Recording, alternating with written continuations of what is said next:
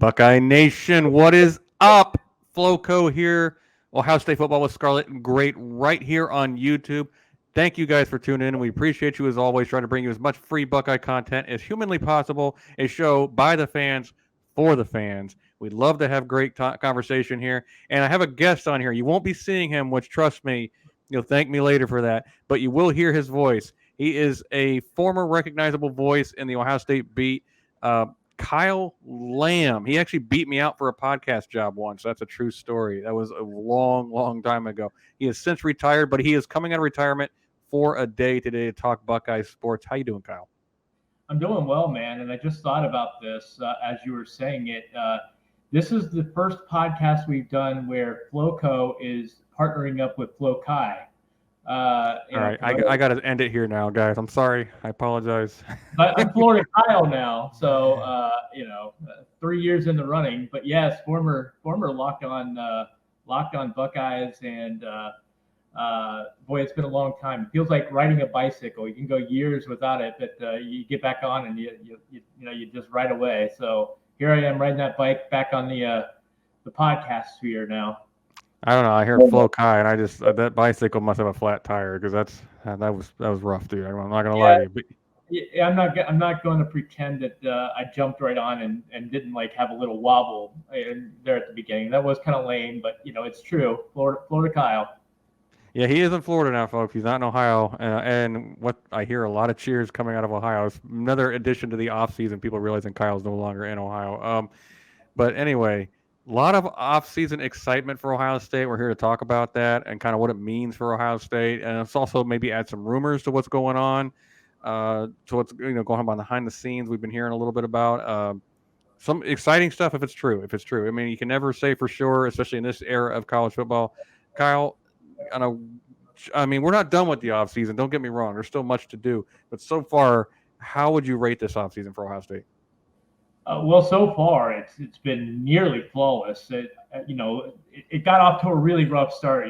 After that Michigan loss, Ohio State fans then were looking at the Kyle McCord transfer, and then right out of the chute, there was 7, 8, 9 transfers in the portal. Like right away, it was looking ugly there that first week after the Michigan game, and I think the whole mindset with the Ohio State fan base was so dreary, and everything was just so bleak, and a lot of people were ready to jump off the bridge, and it's depression season anyway in December, so that wasn't helping any. But no, it's just really turned around, and everything since then has been nearly flawless. And I think even myself, I have doubts about just how good Will Howard is and can be.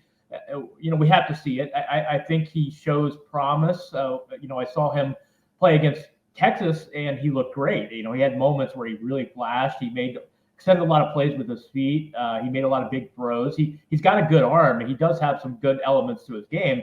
But can he be a complete quarterback? That remains to be seen. So, but even if you have doubts about Howard, like maybe I do, I think the really good thing about this is that he may be the single biggest question mark on the entire roster, because I think everything else is falling into place. When you look at the defense on all three levels, they look really good. I think the offensive line has some question marks, but I also think individually at 3 or 4 positions, I tend to think that they're going to get better. Now, better doesn't mean good enough, but better is better. So I just think when you look at everybody that came back, they had 13 NFL prospects, and they're having, 11 of them back. When you look at that, and when you look at the 3 big-time transfers they brought in, Seth McLaughlin and Quinshon Judkins and Will Howard, and then obviously the guy from Ohio University, I think, can be a contributor as well. Yeah, he's not mentioned very much, but he also is a key pickup. Yeah, he's a solid pickup. So I think when you put all that together, the guys that they have coming back with the guys that they have coming in, I just think that so far this has been one of the most exciting off seasons for the Ohio State fan base you probably can ever remember. Of course, the transfer portal is an element that's only been around for a few years, but still, this is why weren't they getting him in '96? What the heck, Right? Yeah, but this is shaping up to be, going into the season, I think maybe the most hype we've seen out of an Ohio State team. Other than there's a couple years. We could talk about 2015 coming off the title and having most of the team back. We could talk about 2006. And but I think for me, this is maybe right up there since, going back to 1998. This is just a really special roster, I think, shaping up for Ohio State. Yeah, so you briefly touched on it. Let's start off with this is the biggest portal offseason for Ohio State, you could argue. I mean, they are being super free, and they're not done. They're not done. They're being super freaking aggressive. And I remember when the fan base on Twitter, at least, was kind of complaining that we weren't doing enough. And we went and got the tight end from Ohio. I can't say his name. I just forget it. I'm terrible with names. But he figures to be a key guy because I'm trying to explain to people. It's like, no. This means we can play 12 personnel. This is a good pickup, guys. I mean, he's solid. But again, it's not a sexy pickup. It's not something that everybody's going to go gaga over and break the internet over. So then what happens? Will Howard. Okay, good. We got a quarterback that looks to be the starter, probably going to be the starter. They say he's got to compete with Devin throughout the spring, but he didn't come in to be the backup. The whole mantra was he's not afraid to compete. That's good. Okay, fine. And then, of course, what happens is you get Seth McLaughlin, Alabama center. He had a terrible game against Michigan snap-wise. He didn't block terribly, but his snaps were low. And from what I understand, that's partially because of who the quarterback was, because he's all SEC twice. So you bring in veteran leadership at the quarterback and the center position, something we didn't have last year. McCord was a first-year starter, and Hinsman was a first-year starter and very young. So then what happens is you get where everybody's like, oh, come on, they're not going to get Judkins. So they got Judkins too. Oh, my gosh. No, that means – so you add Judkins to the mix, one of the best running backs in the country from Ole Miss. Kyle, what do you like? I mean, do you like this new super aggressive Ohio State offseason mode? I mean, they're here to win, man. Yeah, look, first of all, going back even 1 year, they don't get Seth McLaughlin, they don't get Quinshon Judkins. Okay, that doesn't happen a year ago. Mm-mm. They took the approach that these two went into the portal and then they immediately jumped on these two. They were aggressive. Not only did they get them we're talking about two all SEC players, but they got them without anybody else even getting a chance to get a visit. They had commitments from both of these guys within 24 hours of them even leaving campus. It was really incredible to see them aggressively going after both of these guys, getting them on campus, and securing a commitment right away. And they did so, especially in the case of Judkins, basically having to sell him, hey, you're not coming here even to start for us. You're coming here to share the load with Treveyon Henderson, another all-American type of talent. And so they had to sell him not only on coming over who knows how many other suitors he could have had, but probably 10, 20, the big time programs. Yeah, right. Absolutely. But actually selling him on splitting carries. And they had a great sales pitch. They talked about how guys can stay healthy by sharing the load. And I think in this day and age, in the day of the running back and how they're valued, I think it's absolutely a smart fit. And kudos for both Judkins and Henderson to see the vision that they had for them, because I think this is going to pay dividends for Ohio State and their careers individually. But yeah, we wouldn't have seen this from Ohio State last year. For them to get them on campus and sell this, that's just a huge thing. And McLaughlin is like, I don't want to hear about these snaps. Okay, nobody was worried about snapping up until this Michigan game. McLaughlin had 978 career pass protection snaps. Okay, and he's given up one career sack. So this is a huge pickup for Ohio State on the line, and it's not just for how good of a blocker he is, but also because of his leadership and his ability to read the defense and call the game at the center position. So, these two pickups for Ohio State, just not something we would have seen last year, and definitely a huge talent upgrade. Yeah, and one more to mention is a possibility, a certain safety from Alabama that Ohio State came in number 2 for in his recruitment, named Caleb Downs. You all know who he is. I know he would break the internet if he transferred to Ohio State. He hasn't quite entered the portal yet, but it's believed he probably will be. Right away, I mean, Ohio State's we already know behind the scenes they're being very aggressive in this. They want to get Caleb over to Ohio State, and why wouldn't you? He's an All-American. Or at least if he's not yet, he's going to be. And you're one of your lack of depth positions happens to be safety. So, we got Malik Hartford and Lathan Ransom. Lathan Ransom's a great player. Malik's got some learning to do, but he figures to be a really good player down the road. But if you add Caleb Downs, I think it's funny. Somebody said, well, he might be starting day one. I was like, no, he will be starting day one. That's silly. And they're going to offer a big NIL package, obviously, if he does hit the portal. It'd be interesting to see what happens with Georgia hiring his position coach from Alabama, and then we'll see what happens with Dober. What is his name? The Washington coach becoming Alabama coach. If he can convince him to stay, a lot of the secondaries already entered the portal, so we'll see what happens. I think that's going to help persuade Downs, and then how aggressive. Kyle, as it stands right now, you've told me you think we get Downs. Do you still stand by that?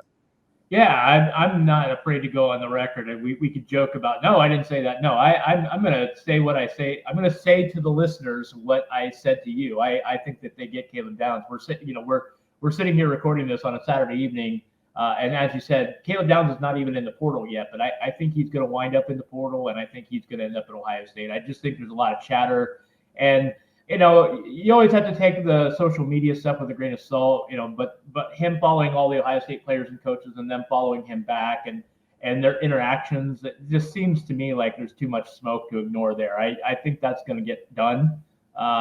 Will he take a visit to Georgia as well? Maybe. But I think he ends up at Ohio State next week.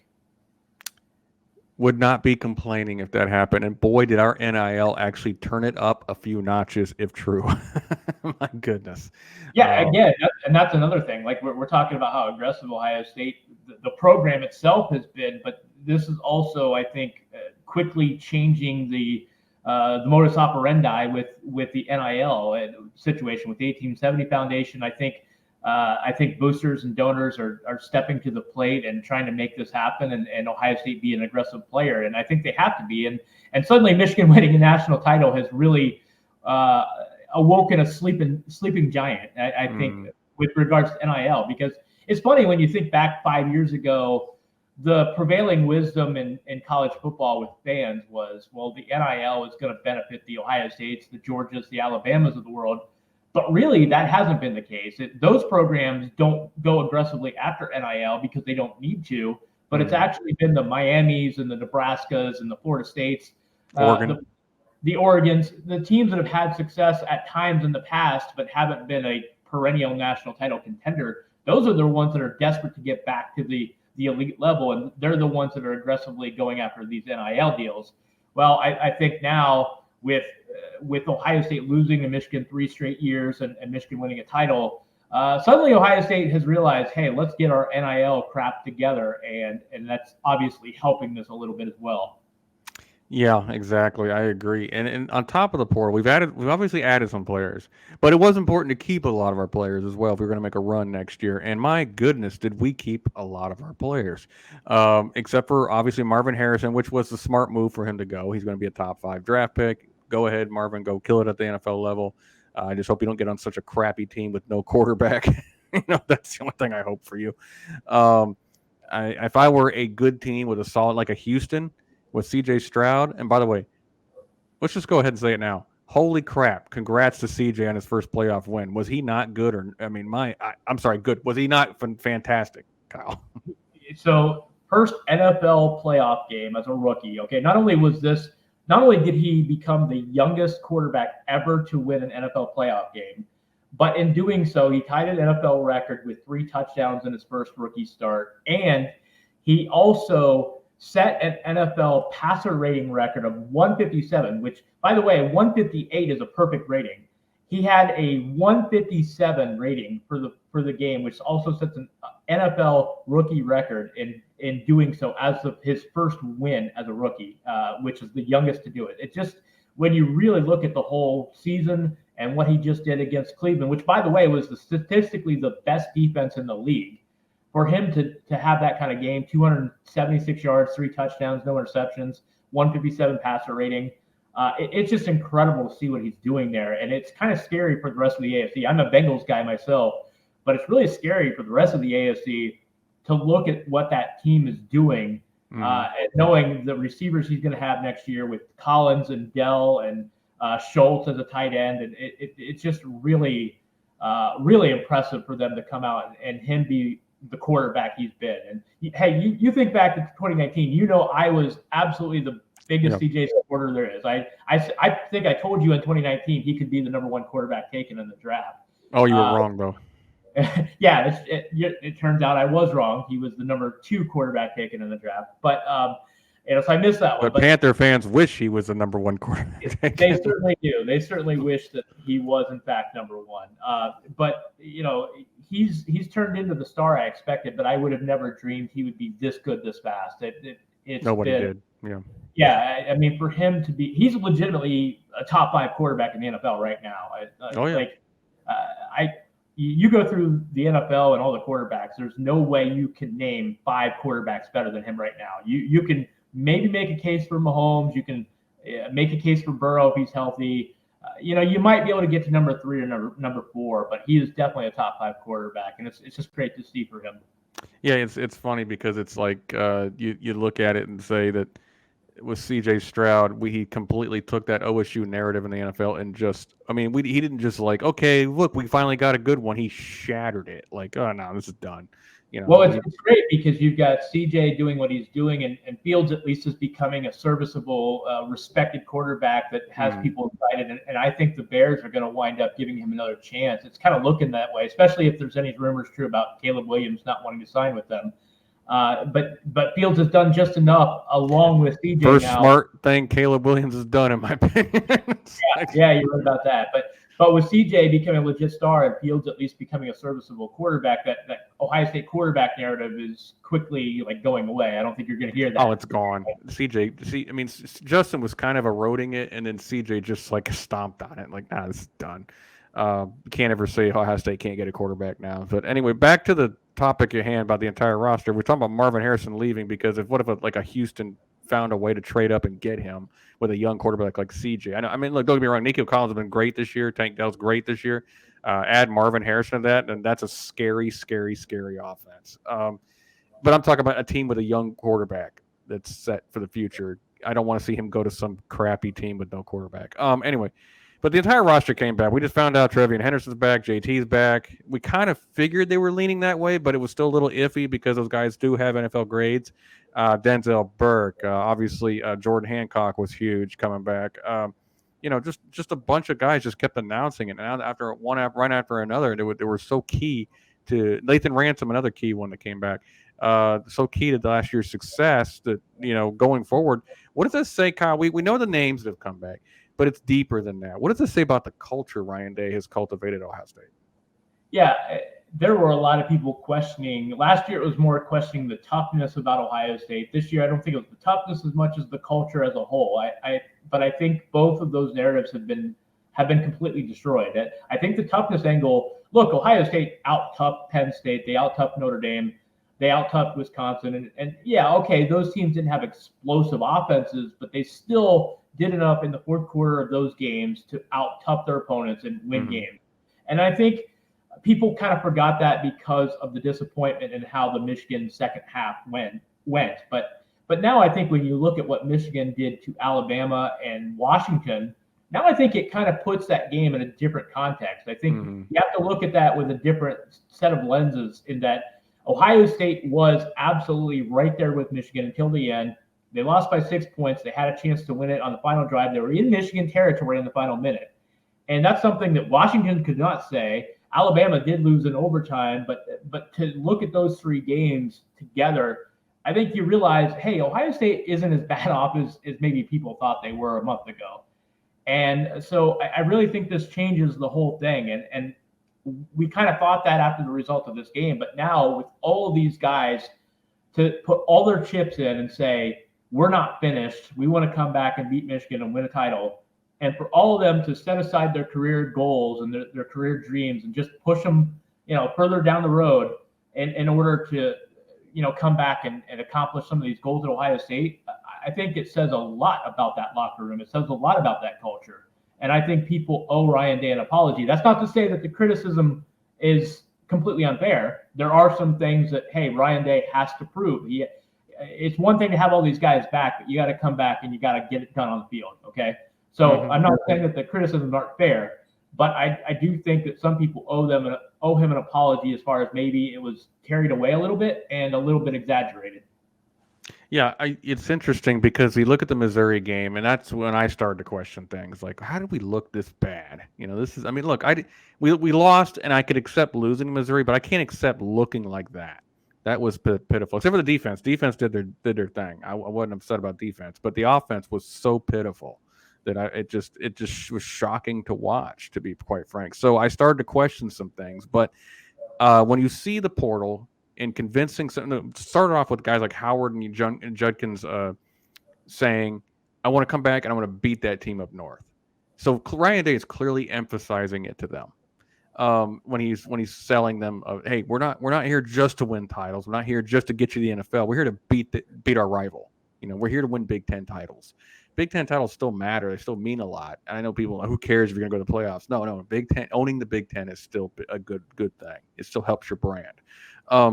Anyway, and then you got star after star after star coming back. The Denzel Burke, JTs, like we talked about. It started, and again, why are they coming back? You say, they didn't get a good draft grade.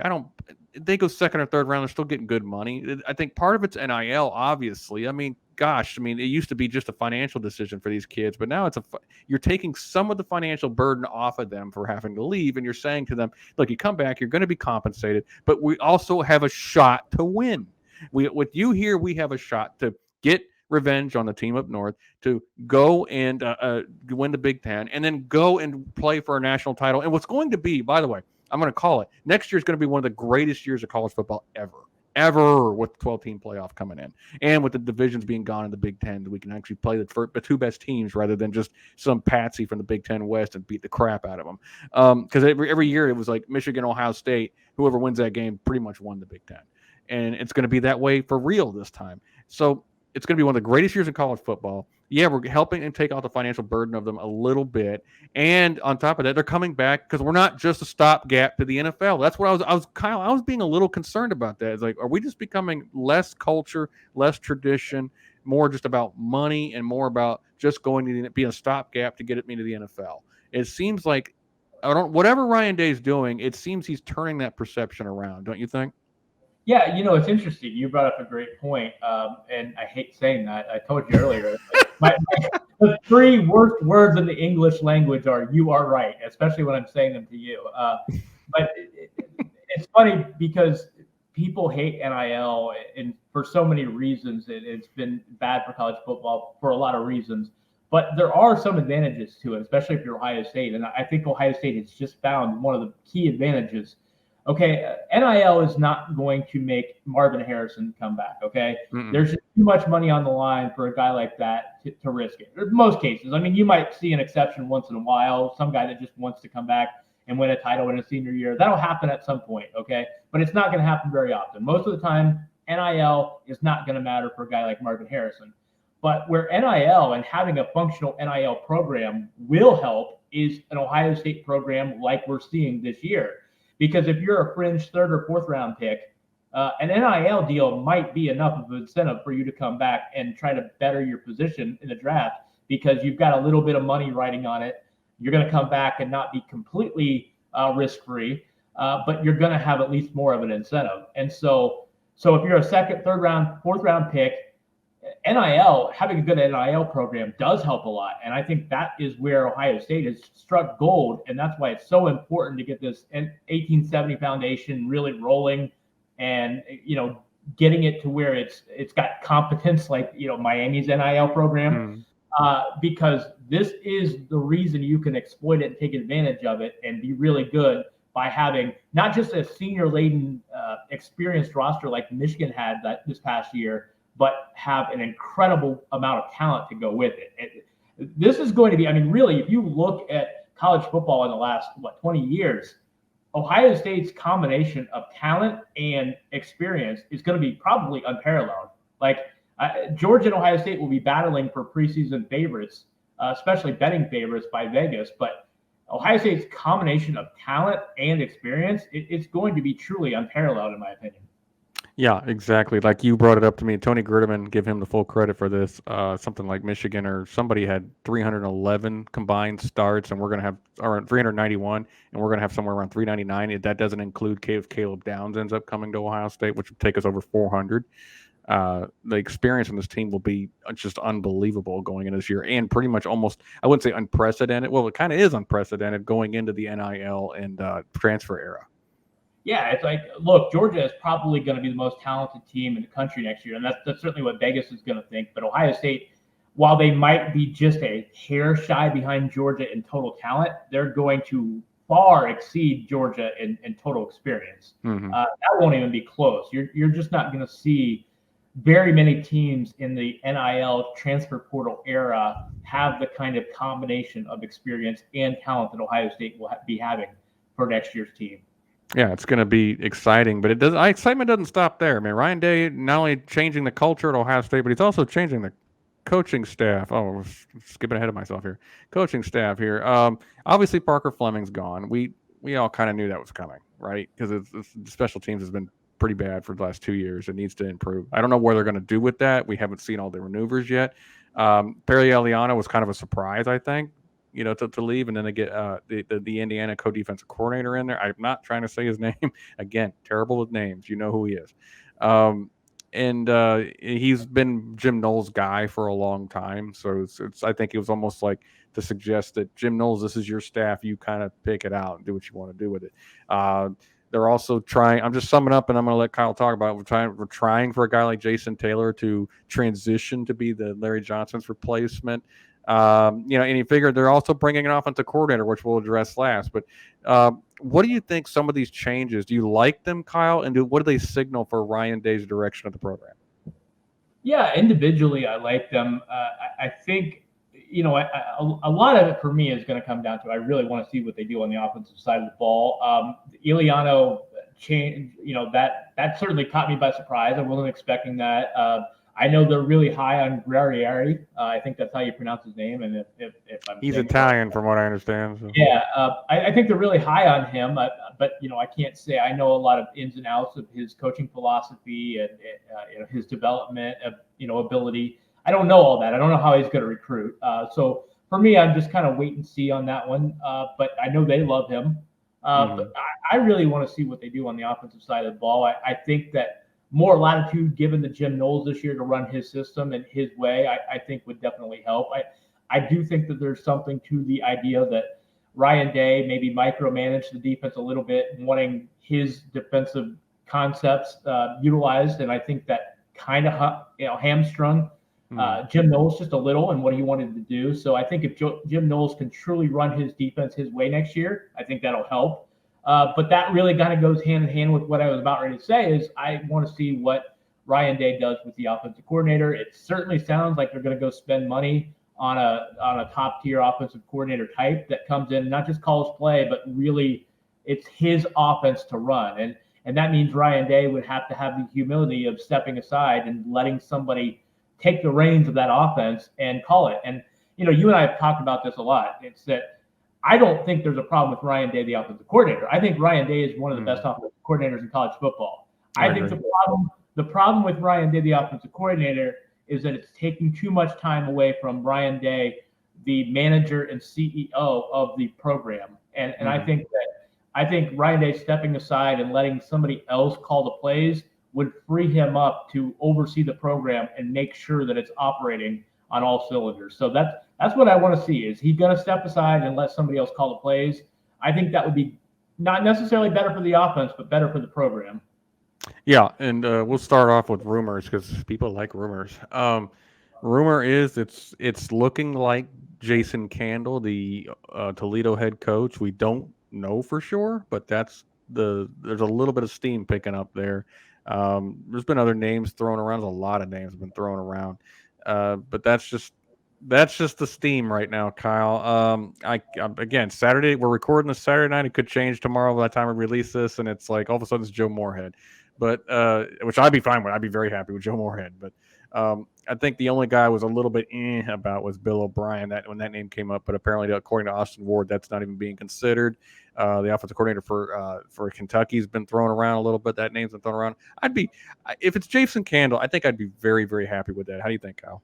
Yeah, full disclosure, Joe Moorhead would be my top choice, and I think he's the best fit for the personnel that Ohio State has. He's a big RPO guy. He's already proven against Ohio State. He did it twice, couple times. At Penn State and Oregon. He kind of chewed Ohio State's bacon a little bit defensively. But he's a really big RPO guy. I think that really fits Will Howard and the running backs that they have coming in and the offensive personnel. I think that would be a great fit for Ohio State to bring in Joe Moorhead. So full disclosure, he's my choice. But I really would like the Jason Candle move if those rumors come to fruition.